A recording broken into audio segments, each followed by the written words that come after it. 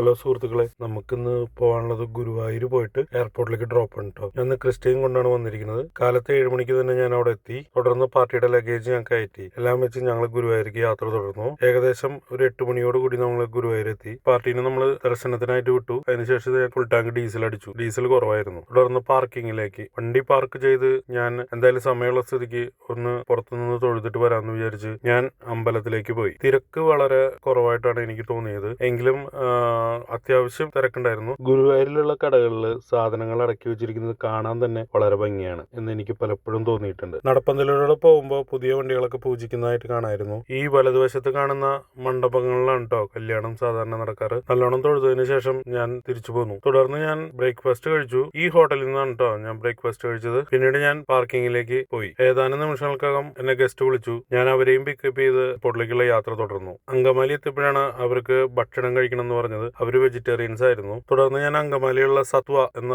Vegetarian ഹോട്ടലിൽ നിർത്തി. തുടർന്ന് ഞാൻ അവരെ എയർപോർട്ടിൽ ഡ്രോപ്പ് ചെയ്തു. ഇന്നത്തെ വീഡിയോ ഇത്രയേ ഉള്ളൂ. അപ്പൊ അടുത്ത വീഡിയോയുമായിട്ട് മറ്റൊരു ദിവസം കാണാം.